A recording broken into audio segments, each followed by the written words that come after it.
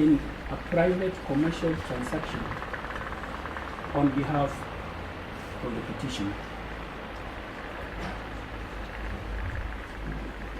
The transactions in question were professionally, properly completed,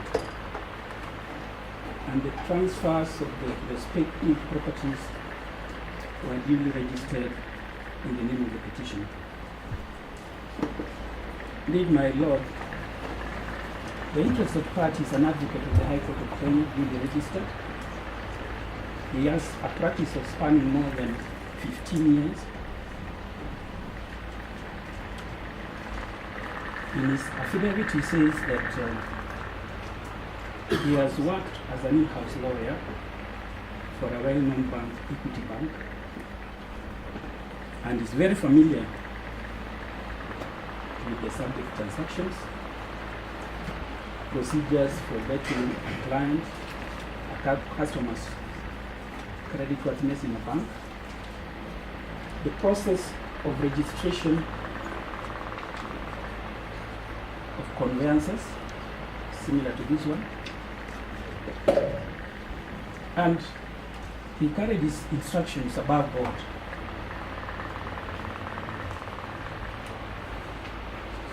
There has never been a complaint against him by any of the parties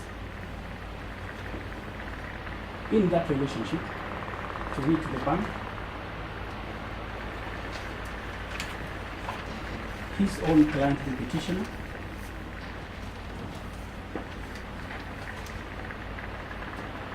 the lands office where these documents were duly registered for no complaint, the receiving bank on behalf of the KRA for stamp duty payment purposes. So who is the complainant against the interested party? We don't know. We reiterate this petitioner's submissions with regard to lack of a foundational basis, factual or otherwise, for the charges against the interested party. In fact, for all intents and purposes, we ask this court to treat his reply just as a co-petitioner would.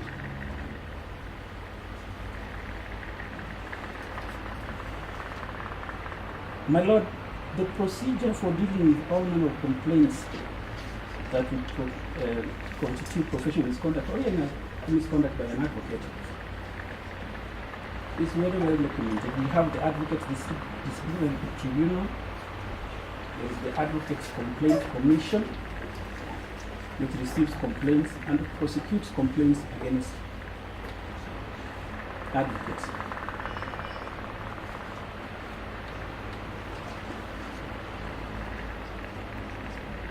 This system of oversight consists, my Lord, of actors who understand the practice, so that if an advocate is not trying to say in fact or is forbidden with his client, then even the DPP will raise that with the advocate's complaints tribunal. And the sentences meted out by that tribunal are punitive, compensatory, or restorative. And I wish to compare this to the Judicial Service Commission, to which the petitioner is professionally subjected to. This is a lower cadre of dealing with professionals, because the one for dealing with judges, the petitioner, is anchored in the Constitution. And perhaps to assist the court, the Judicial Service Commission is established under Article 172, I believe, of the Constitution. And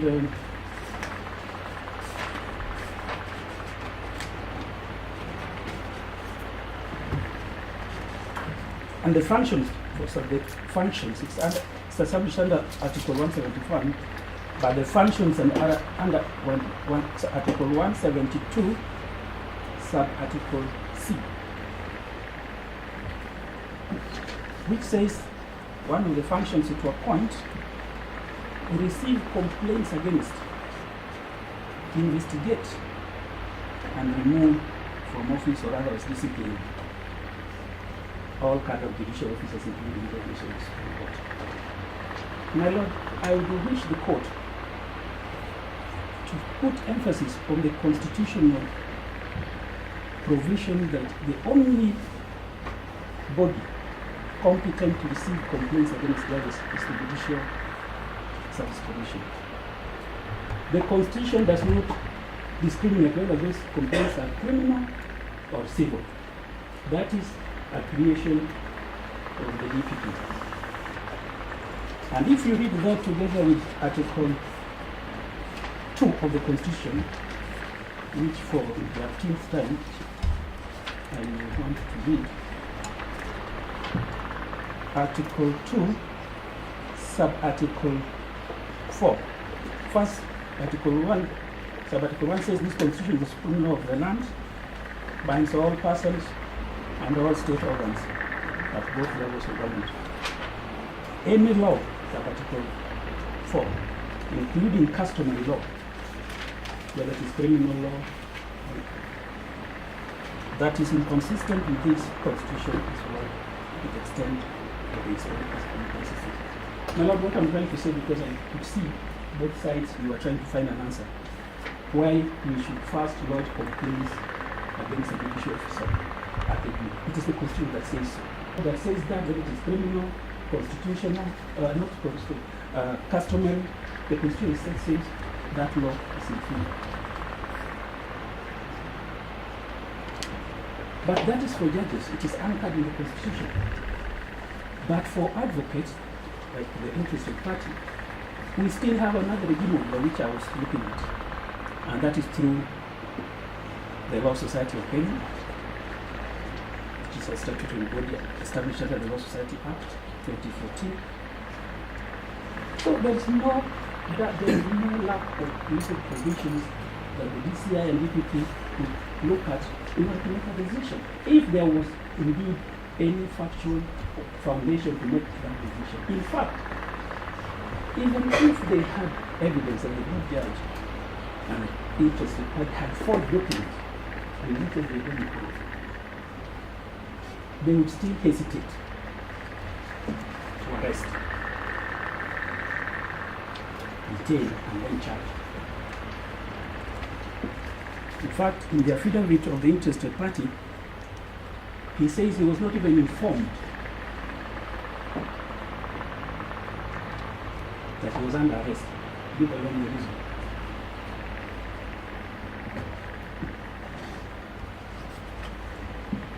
They kidnapped him from his office, kept him for over 24 hours, not just 24 hours. It is stipulated by law. And then took him to court after hours. That is what this court, our learned friends, wants this court to uphold, that kind of conduct.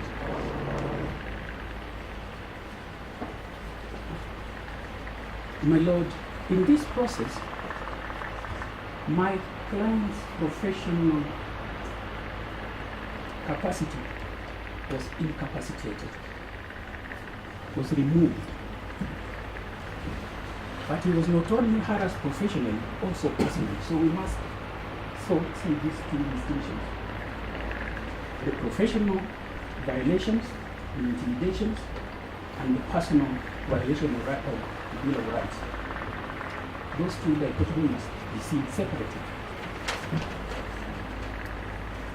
My Lord, we request this court to uphold the independence of the bar. Advocates must be freely allowed to carry out their professional duties, because without the independence of the bar, the independence of the judiciary will be substantially impaired, because we are officers of this court. In an article by a Canadian, Alice Wood, which we have put at page 58 of the respondent's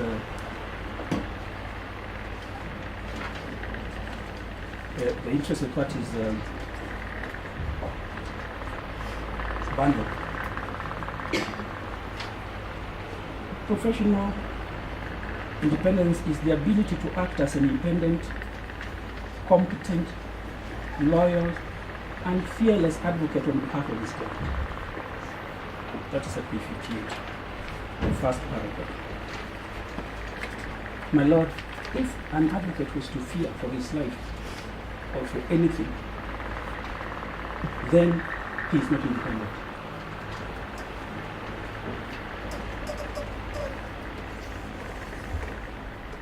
He is only to be loyal to his client, not to anyone else.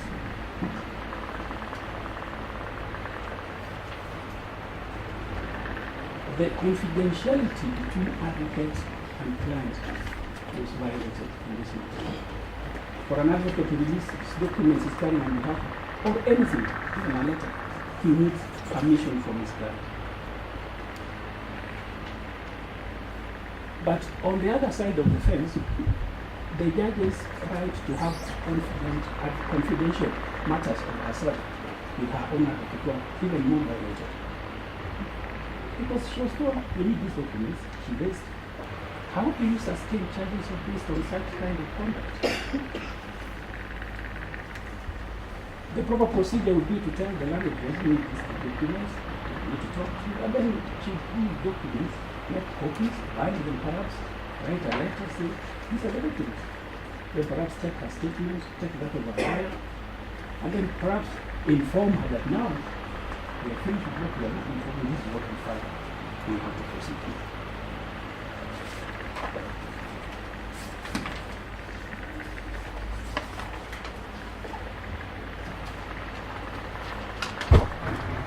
My Lord, all these rights by the DPP and the DCI were violated as against the interested party, and I would also rely on the Stanley Muluvi case, Justice Madame Madanyanya Mishero, where a prosecution is not to be made good by what it turns out to be. It starts as good or bad when it begins. This one began in a very, very sour paragraph. Out down my submissions. Is, my lords, an advocate is not just an ordinary citizen. He fights for the rights of his clients. He appears before tribunals which administer justice. On admission to the bar, he takes the oath of office to protect, uphold the Constitution and the administration of the law.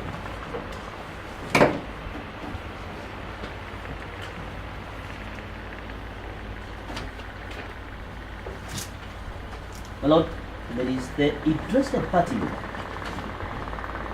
It's not disputed that 14 years ago he was admitted to the bar.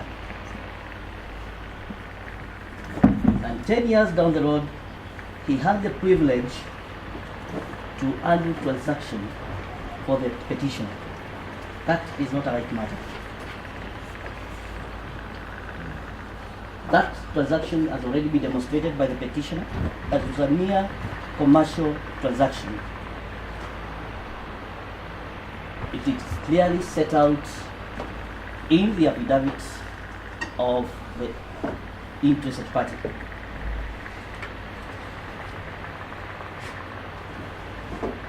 Lords and ladies, those who have gone before me have demonstrated that for you to then effect arrests, a complaint must be filed.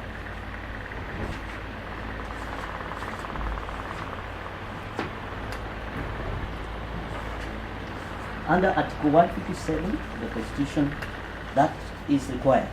In this case, that was not followed, and we have explained that under paragraph 6 of our submissions, and we have also argued that by the list of authorities we have filed, in either the case of environment and the case of demo, which has already been filed.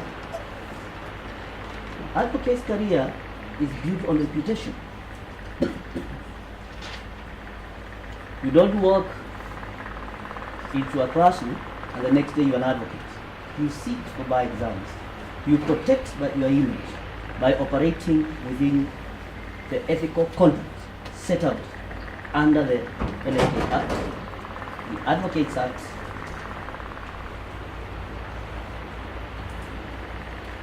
and the practice rules that are set out.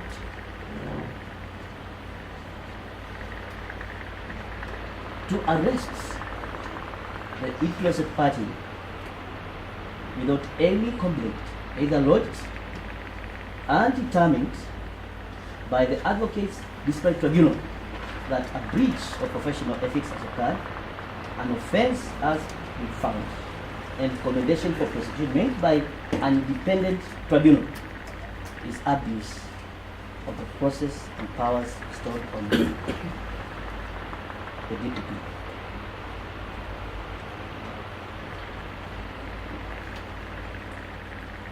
We are all subject to the Constitution. Ladies and lords, this is a case that now invites you to apply purposive interpretation of the Constitution and Article 259. For good governance and order, each institution and state agency must protect and uphold the rule of law. Where there is breach, it is only the court that can intervene.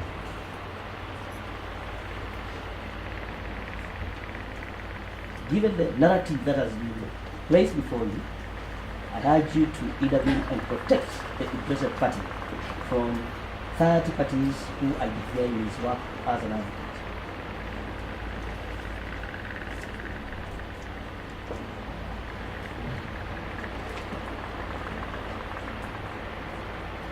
There was no offense on the face of it that warranted the police to invade the office of the interested party. There was no search warrant obtained to specify the matters in which they wanted to investigate. Those actions then by the police are in breach of Article 31 of the Constitution, breach of privacy. And my lady, that breach of privacy again is angered by the practice International Convention on Civil and Political Rights, ICCPR. Article 17 is very clear. It seeks to guard against arbitrary search or infringement of rights to privacy, and to support that principle, we have cited our first decision, our second decision in our list, which is Standard Newspaper Limited, and another, and four others, EK Herald 2013, on page 9 of that decision. My lady Justice Muluvi is very familiar with this decision and gave out good reason as to what I urge you don't have to be guided by that decision in supporting that point. When an advocate is undertaking a commercial transaction instructed by a client, they don't operate in vacuum.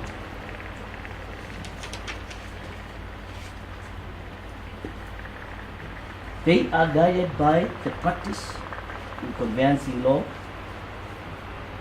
the digest on professional ethics and etiquette, such that in an event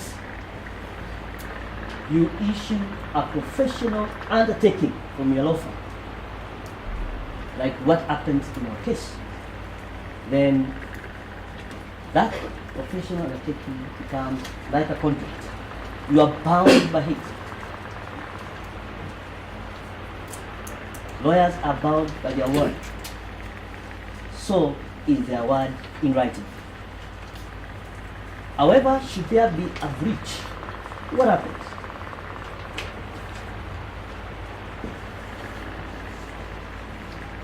If there is a breach, then Rule 7 of Order 52 comes into play.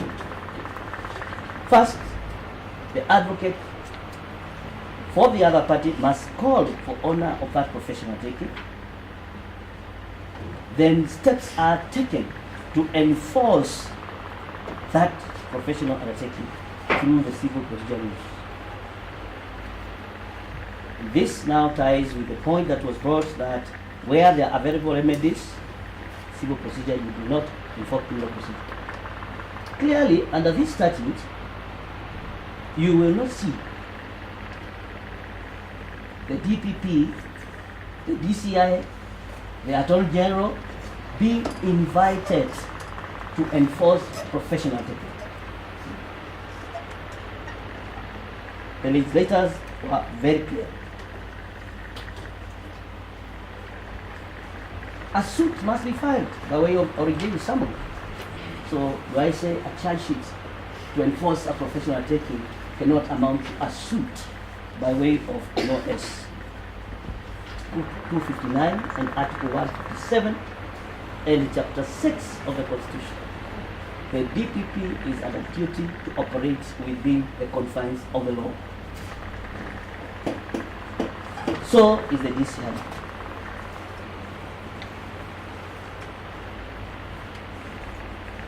Time without number. You're being told in a good country where democracy is practiced, then you must respect the law. On page 16, the affidavit of Peter Zuki is very clear. Zabanga, he explains that the only advice he gave was to enforce the professional undertaking. These charges cannot amount to enforcement of the professional undertaking.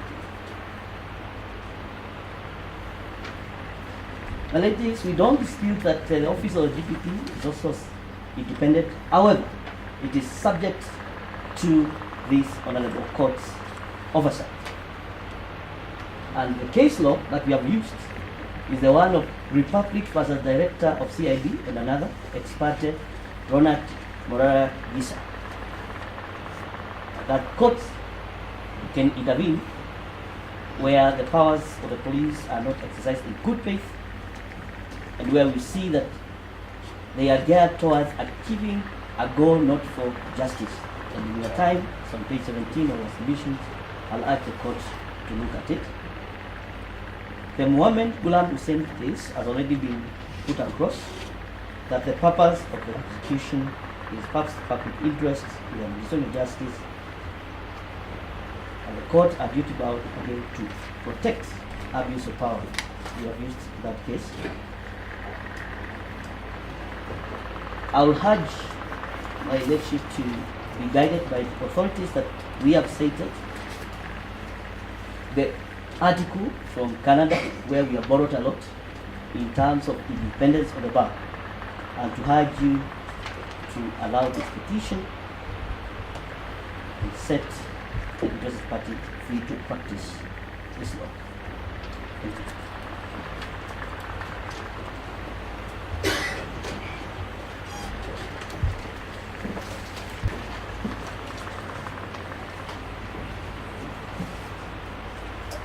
My lords and my ladies, with the kind permission, I wish to address the court on 4 main issues, and I shall also distinguish some of the authorities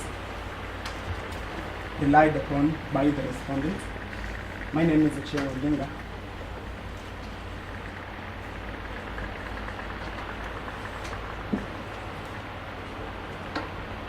My lord, my first submission is on the question of the evidential burden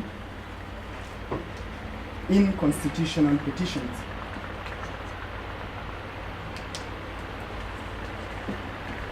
My lords and my ladies, I submit that where allegations have been made challenging a pending prosecution, before a law court,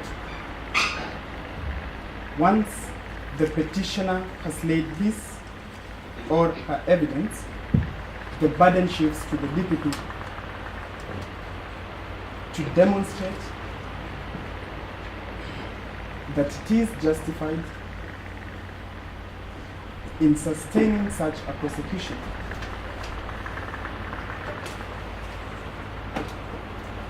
My Lord, in this case, it is my submission that the DPP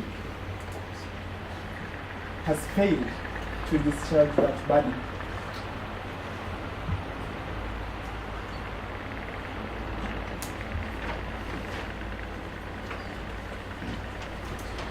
My Lords and my Ladies, I wish to refer the court to the fourth respondent's written submission, that is at paragraph 11, where reliance is being placed on the Raila Odinga versus IEBC decision on the question of honors of proof.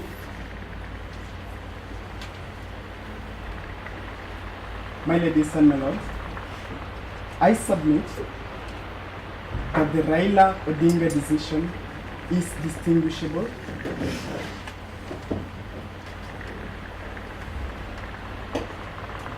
and the evidentiary burden espoused in that decision cannot be applied in constitutional litigation. My lords and my ladies, as that is a pure presidential election dispute. So that such a burden cannot, under any circumstances, be imposed to either the petitioner or the interested party in the present case. My lords and my ladies, the second issue I wish to address is on the failure to respond specifically to the averments, either in the petition or in the interested parties' replying affidavit.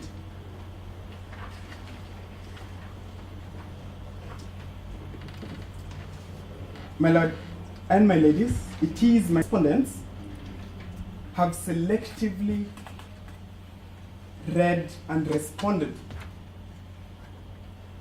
to the petition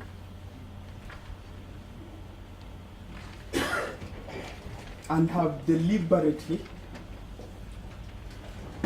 not rebutted the factual assertions raised by the interested party.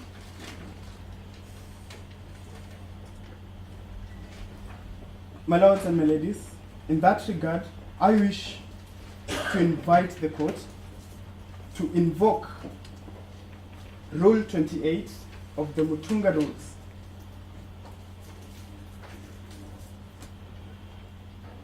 My lords and my ladies, which rule guides the court where a party chooses to selectively or partially respond to allegations in a petition.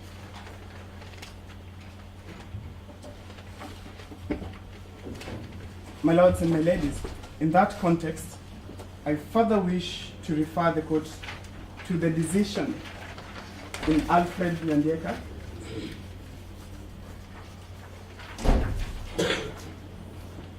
versus the Director of Public Prosecutions.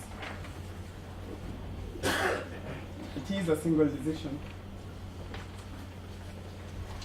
I refer to paragraph 17, 18, and 32 of that decision, my lords and my ladies. Perhaps to lead the court to paragraph 32, whereby this court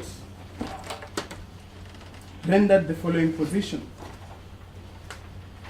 My lords and my ladies, if I may read, in the instant case, the petitioner made very damning revelations and claims against police officers who were involved in the investigations of criminal case whom accused of bribery, extortion, harassment, intimidation, and subversion of justice. My Lord, the court went on to state it was expected that the respondents will make a substantive response to the same through a replying affidavit in order to satisfy this court that they had a basis to institute the criminal charges against the petitioner and that they were therefore acting in good faith and were justified in preferring criminal charges against the petitioner. My lords and my ladies, the court went on to state the respondents did not rebut the petitioner's allegations of facts tending to show that there was nothing but malice and ill motive in their actions. My lords and my ladies, I urge the court to be persuaded by that authority, my lord. And as the court concludes, it says, the respondent's failure to sufficiently and satisfactorily explain the reasons for preferring charges against the petitioner can only mean that the petitioner's claims are unchallenged and therefore true. My lords and my ladies, the same applies with the interested parties cases.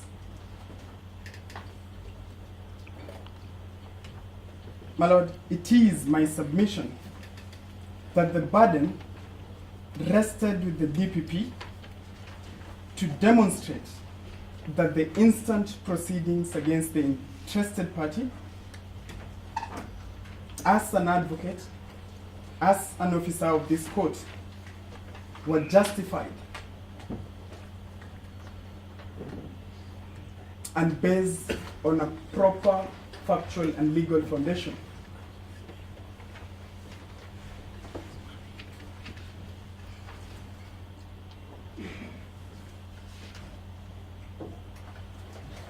My lords and my ladies, the foregoing leads me to my third issue, which is on the reputation of an advocate. My lords and my ladies, in that regard, I wish to further refer the court to the said decision of Alfred Nyandieka versus the DPP, and that is paragraphs 21 and 31, Your Lordship.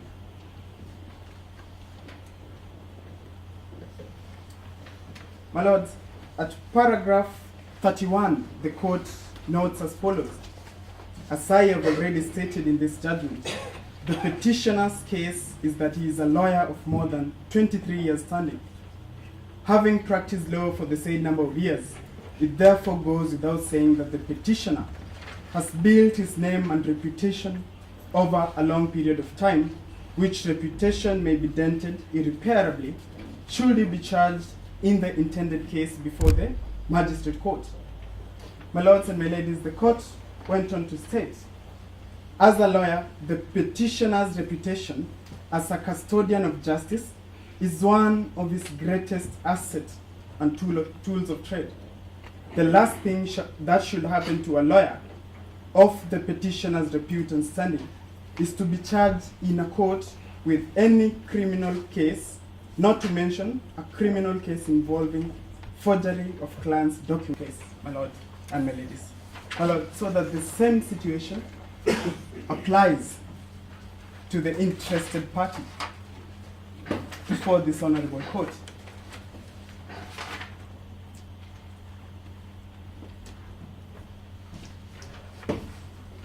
My lords and my ladies, on the authorities relied upon by the respondents, at paragraph 23 of the first and second respondent submissions, they have relied on the Paul Nganga Nyaga decision versus the AG, and they submit that that case is distinguishable. That is Paul Nganga Nyaga versus the AG.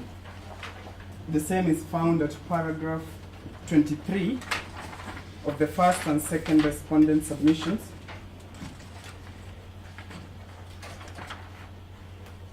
And I submit that the case is distinguishable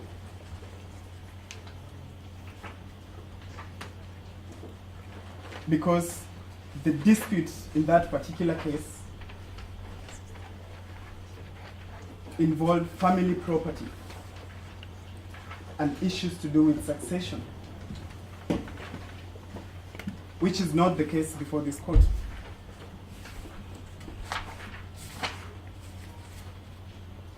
My lords and my ladies, the other authority relied upon is Francis Anyango Juma versus the DPP, which I submit the case is also distinguishable. For it was a case in which the petitioner sought to compel the DPP to conduct an inquest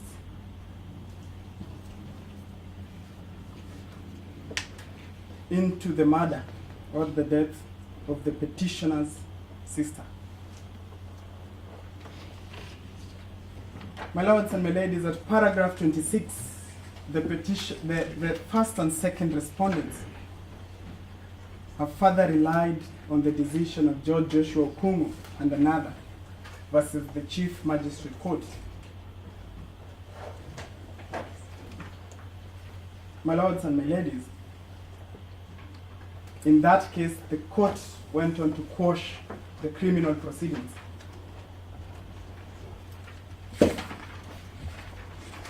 My lords and my ladies, at paragraph 33, the first and second respondent submissions, they have relied on a Privy Council decision in Matatulu versus the DPP. Sorry, Mr. Oginga, I don't quite get what point you wanted to bring out in the Joshua Okumu. My lady, in the Joshua Okumu decision, my submission is that the overall effect of the decision was that the court ended up quashing the criminal proceedings, so that the court ought to read the decision in its entirety, not just the particular paragraph cited by the respondents in their favor.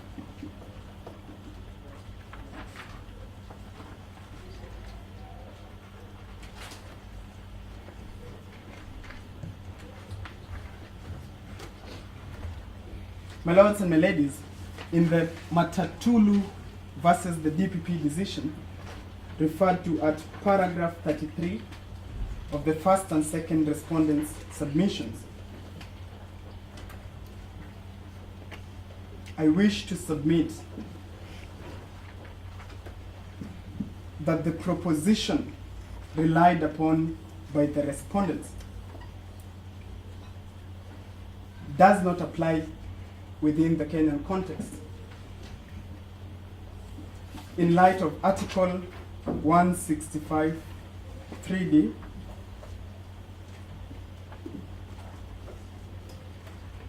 subclause 2, in line of Article 165 3D, sub-article 2, which grants this court powers to determine the question whether anything said to be done under the authority of this constitution or of any law is inconsistent with or in contravention of the law, so that the office of the DPP and the respondents, they are not shielded from judicial scrutiny by this court.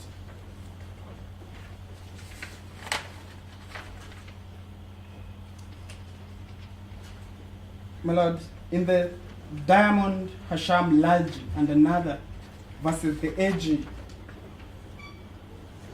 Court of Appeal decision at paragraph 36 of the first and second respondent submission,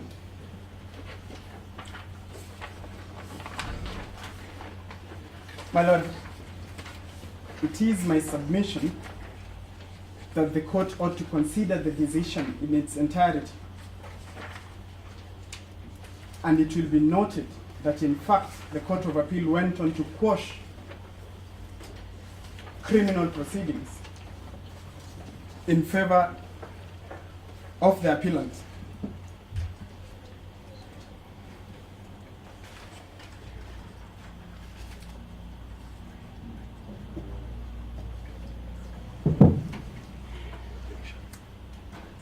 My Lord, finally, I wish to address the court on the issue of the right to a fair trial. My Lord, it is my submission that the right to a fair trial under Article 25 of the Constitution cannot in any way be limited.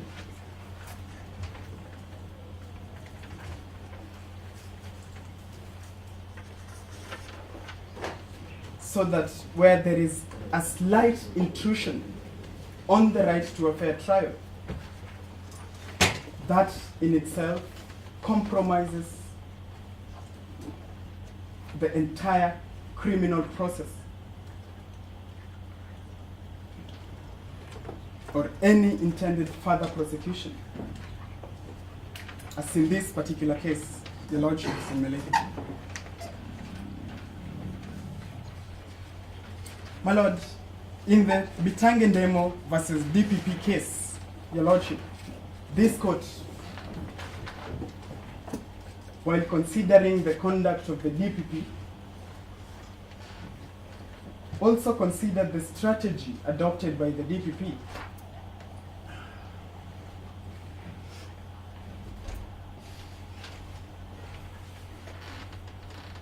My Lord, the same is evidenced at paragraph 127 of that decision, so that the court rendered the following view. Similarly, where like in this case, it is crystal clear that the prosecution strategy adopted is meant to selectively secure a conviction against the ex parte applicant by ensuring that certain individuals from whom the ex parte applicant derived his decision-making power and justifiably shielded from. It is in my considered view that such prosecution will not pass either the Constitution or statutory tests decreed herein above. So that, my lords and my ladies, in this particular case, the DPP has adopted a strategy in which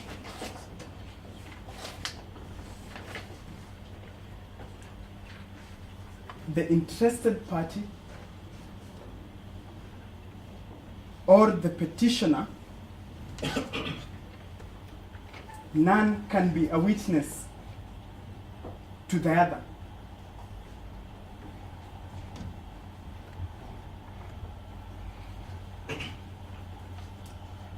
My lords and my ladies, it is not in dispute that there is an advocate-client relationship between the interested party and the petitioner.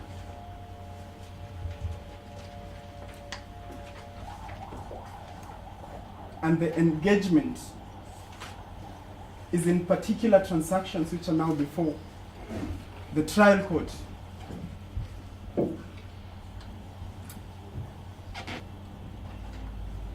Either of them would have been a witness for the other.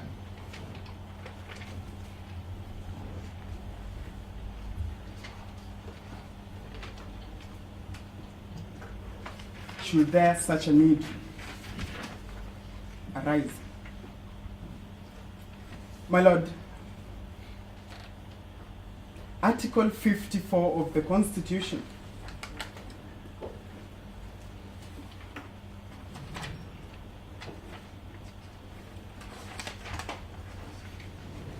is to the effect that evidence obtained in a manner that violates any right or fundamental freedom in the Bill of Rights shall be excluded if the admission of the evidence will render the trial unfair or will otherwise be detrimental to the administration of justice. My lords and my ladies, so that in this particular case, the respondents illegally obtained materials and evidence from the interested party's office.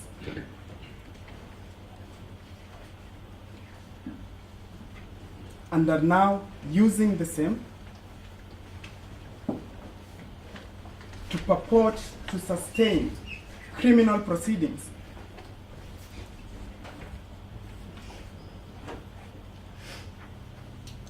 against the interested party and the petition.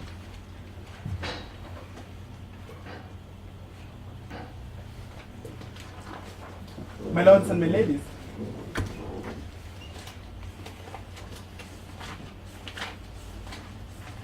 privity of contract is a well-established doctrine in the legal system.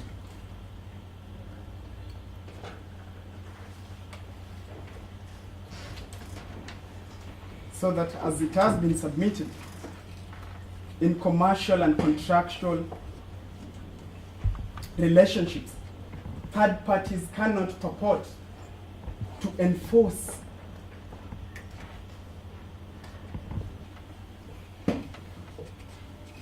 so that a third party cannot purport to enforce the same.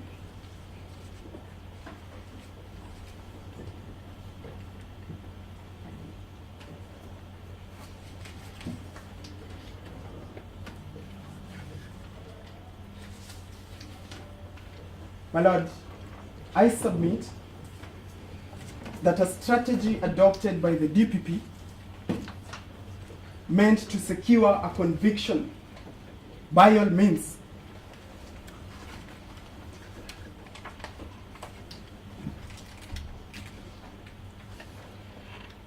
cannot pass the constitutional test.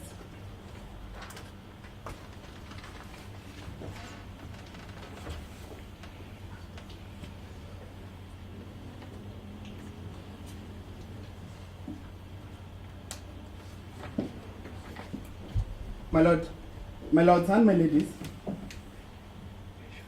the interested party has demonstrated that the investigations in this matter were carried out without reference to him, and he was only contacted by the police on the day of his arrest.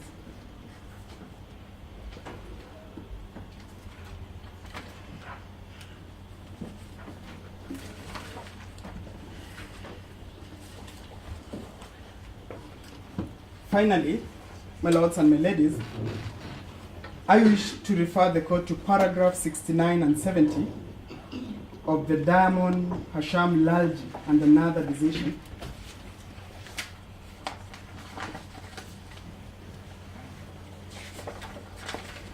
That is the Court of Appeal.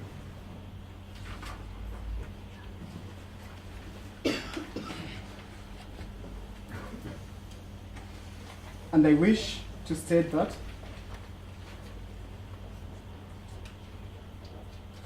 the remedy of prohibition is normally given to stay criminal proceedings which are an abuse of the court process, as in this particular case. My lords and my ladies, in this particular Diamond Hasham Lalji case, it was argued that the applicants had not taken plea, but the Court of Appeal disagreed and said that the remedy of prohibition applies whether or not a party has taken plea. With those few remarks, I urge the Honorable Court to allow the petition and further grant the orders sought by the interested party in his replying affidavit. Much obliged.